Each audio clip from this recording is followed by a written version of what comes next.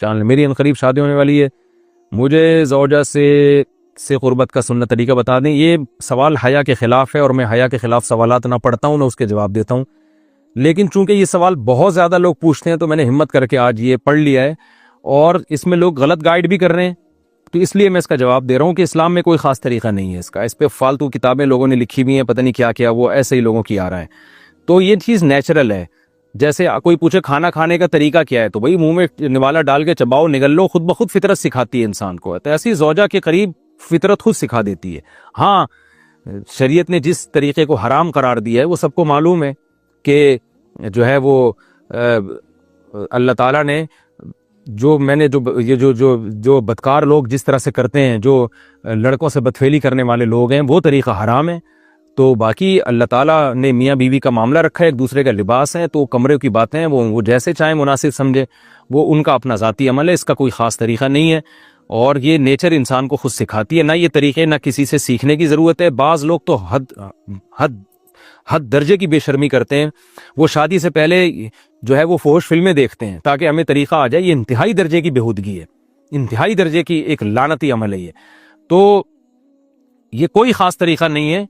मियाँ बीवी एक दूसरे का लिबास है, वो जिस तरह से एक दूसरे को सेटिस्फाई कर सकते हैं वो कर लें ताकि उनकी तवज्जो किसी और तरफ ना जाए, वो हलाल की तस्कीन उनकी बंद कमरे के अंदर हो जाए। और ये बातें लोगों से शेयर भी नहीं करनी चाहिए। आज ये भी एक हरामकारी हो रही है, मैं बहुत सख्त अल्फाज इस्तेमाल कर रहा हूँ इसलिए कि ये, और मेरे पास कोई हल्का लफ्ज़ नहीं है। वो क्या होता है कि मर्द अपनी ज़ौजा से हमबिस्तरी करके उसके राज दोस्तों के सामने फाश कर रहा होता है, मैंने ऐसे किया, मैंने ऐसे किया। लड़कियां बता रही होती हैं अपनी फ्रेंड्स को कि मेरे शौहर ने मेरे साथ ऐसे किया। ये बहुत लानती अमल है। आप सल्लल्लाहु अलैहि वसल्लम ने फरमाया जो औरत अपने शौहर के राज या शौहर बीवी के राज फाश करता है उस पर लानत है, हदीस का मफहूम है ये। तो ये बंद कमरे की मियाँ बीवी की बातें, जिस तरह से वो एक दूसरे को सेटिस्फाई कर सकते हैं वो करें, एक दूसरे के लिए वो हलाल है। और बस वो तरीका जो लड़कों से बदफेली वाला तरीका है वो तरीका इस्लाम में हराम है। और इसी तरह ओरल सेक्स पे भी मैं एक क्लिप रिकॉर्ड करवा चुका हूँ, वो भी सुन लिया जाए या उलमा की जो उस बारे में राय है वो देख ली जाए। तो इसके अलावा जो भी है मियाँ बीवी एक दूसरे के लिए अल्लाह ने हलाल किए, कोई ख़ास तरीका नहीं है। और ये हया की बातें, इनको बंद कमरे के अंदर ही रहना चाहिए इन चीज़ों को। और इसके लिए जो फोश फिल्में देखी जा रही हैं ये बहुत गलत हरकत है और इसमें इसको ना एक एजुकेशन का नाम दे दिया गया इस ज़माने में और सेक्स की तालीम के नाम से बच्चों को पढ़ाया जा रहा है स्कूल में। ये सब बेहूदगी है।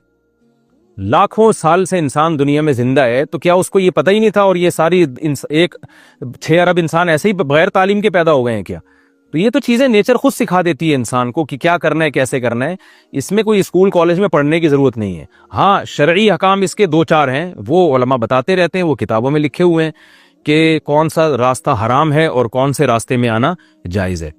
तो इसलिए मैंने बहुत ही दिल पे पत्थर रख के आज इस क्लिप को रिकॉर्ड करवाया है ताकि लोग इस बारे में गलत तरफ ना जाएं और एक चीज़ को एक बहुत बड़ा इशू ना बना लें लोग।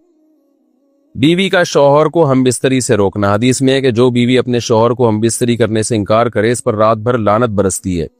इस हदीस की वजाहत फरमा दें। नीज़ अगर शौहर, ये थोड़ा हया के खिलाफ मसला है, शौहर कोई ऐसा तरीका इस्तेमाल करता है ना हमबिस्तरी का जिससे औलाद नहीं होती, तो क्या बीवी को इसे मना करना चाहिए या नहीं करना चाहिए? देखिए, हदीस में आता है कि कोई शौहर अपनी बीवी को रात को अपने बिस्तर की तरफ बुलाए, ये किनाया यानी हमबिस्तरी करना चाहता हो, औरत मना कर दे, फरिश्ते उस पर सारी रात लानत भेजते हैं। ये बिल्कुल सही हदीस है। अब हमारे बाद स्कॉलर क्या करते हैं, जब उनसे ये बात पूछी जाए तो वो बात को घुमा देते हैं, सीधी सीधी बात नहीं बताते कि भाई ये शरीयत में मर्द का हक है कि औरत उसको हमबिस्तरी से नहीं रोक सकती, क्योंकि ह्यूमन राइट्स के नाम पे आजकल बहुत तहरीकें चल रही हैं। तो वो भी कुछ लिबरल स्कॉलर्स हैं जो हर वक्त जो है ना कोशिश करते हैं कि खवातीन हमसे नाराज ना हो जाएं। तो भाई आप शरीयत का हुक्म बताएं साफ साफ, चाहे औरत खुश होती है नाराज होती है, बाज़ हुकूक मर्दों के हैं बाज़ औरतों के हैं, तो वो बताने पड़ते हैं। तो इसी तरह औरत का भी हक, मर्द का भी हक ही है कि औरत, अगर मर्द उसको हमबिस्तरी के लिए बुलाता है तो औरत इस्लाम में मना नहीं कर सकती, उसके लिए गुनाह है।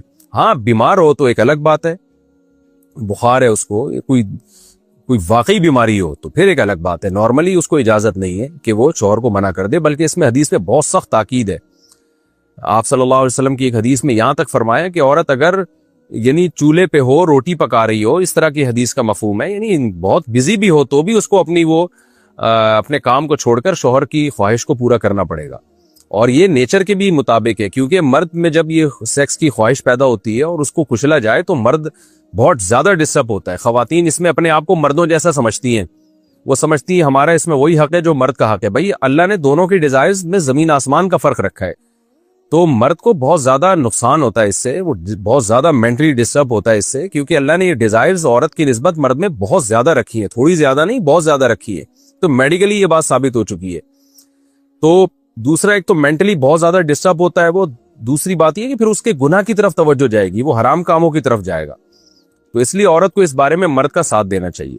यहाँ फौरन बाज खवातीन ये सवाल पूछती है कि अच्छा अगर औरत के दिल में ख्वाहिश हो और मर्द वो ख्वाहिश पूरी ना करे तो क्या मर्द पे भी लानत होती है? तो उसका सीधा सीधा जवाब ये कि नहीं, मर्द पे लानत नहीं होती। उसकी वजह यह है, दो और दो चार की तरह मैं साफ बात करूंगा।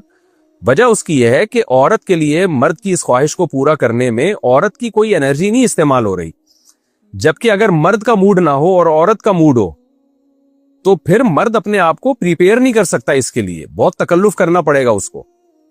अखलाकी तौर पर तो ठीक है, मर्द को यही हुक्म दिया जाएगा कि ज़ौजा की ख्वाहिश को पूरा करे, लेकिन उस पर शरीयत ने लाजिम नहीं किया है, क्योंकि एक चीज मर्द के इख्तियार में नहीं है तो लाजिम कैसे हो सकती है? यानी एक आदमी का वो जहनी तौर पर तैयार ही नहीं है उसके लिए, तो मर्द के लिए तो जब तक जहनी तौर पर तैयार ना हो ये अमल कर नहीं सकता, जबकि औरत कर सकती है।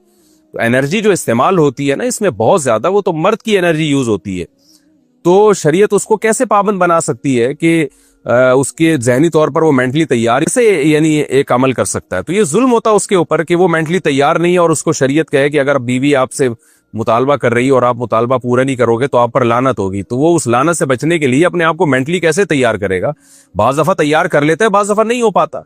कि अल्लाह मियाँ ने ये इतनी ख्वाहिश मर्द में रखी क्यों है, और ये जो हाथ चलाने वाले लोग हैं इसके सोसाइटी को क्या नुकसान होते हैं वो भी बताता हूँ, बॉडी को क्या होते हैं वो तो मैंने मोटे मोटे आपको एक आसान लफ्जों में समझा दिया। सोसाइटी को क्या होते हैं वो भी समझें।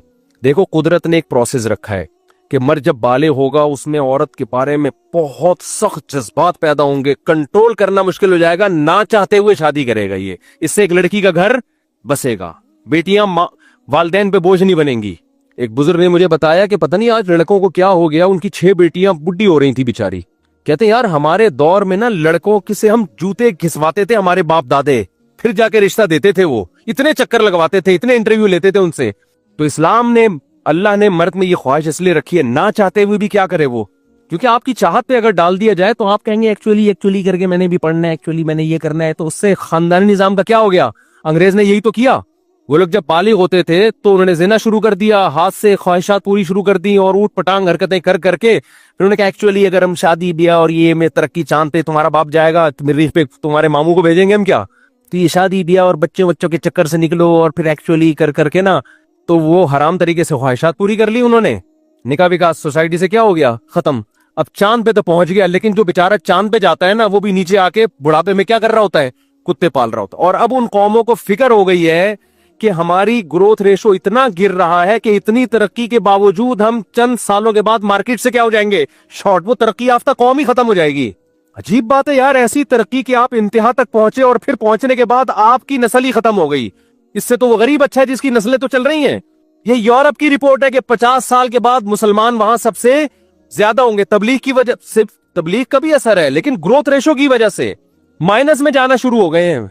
वही एक्चुअली कर करके ना कि 2 बच्चे ही अच्छे। तो उन्होंने कहा जब 2 बच्चों पे खर्चा होता है तो एक पे उससे कम खर्चा